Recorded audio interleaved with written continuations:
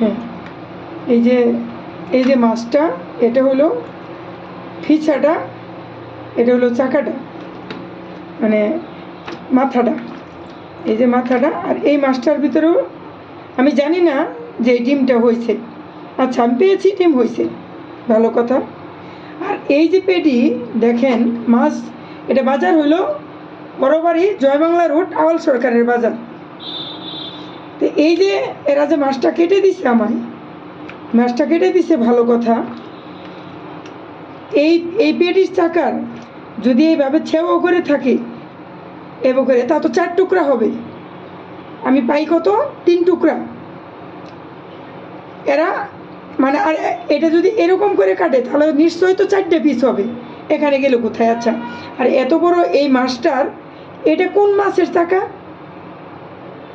এই যে মাছটা, এটা কোন মাছের চাকা? বড় মাছ মোটামুটি এরকম। এটা যদি গাড়ার মাছের চাকাটা এরকম হয়, পেটির চাকা কোথায়?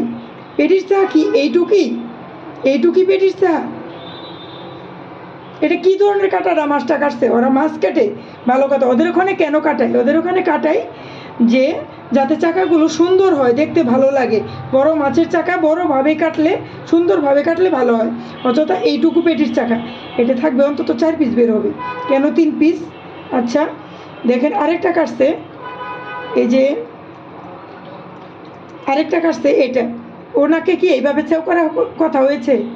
আমি সবসময় ওনাকে বলি, মাছ কাটতে গেলেই বলি বড় বড় করে যেন চাকা করে। বড় মাছ বড় চাকা খাইতেই বা ভালো, লম্বা করে দরকার পড়ে মাঝখান থেকে চির করবে। এটা যে চির করলো, এই যে এটা যে চির করলো পেটির চাকাটা, এখান থেকে সাইডের এটা কোথায় গেল? আর এটা কি কাটছে দেখেন তো, এটা কি? আর এই ছোট ছোট পুলি পুলি চাকা কোন মাছের? দেখা যায় ওই যে 150-200 টাকা কেজি যে ছোট মাছটা, এই ছোট মাছ, রুই মাছ কাটলে যে চাকাটা আসে, এটা এইভাবে কেন মাছটা কাটছে? আমি বাজারে ফোন দিয়েছিলাম, এখন বাজার থেকে ভিডিও কলে আমি দেখাইতে চাইছি, ফোন দিতে গেছি, এখন কেউ ফোনটা রিসিভ করতেছে না।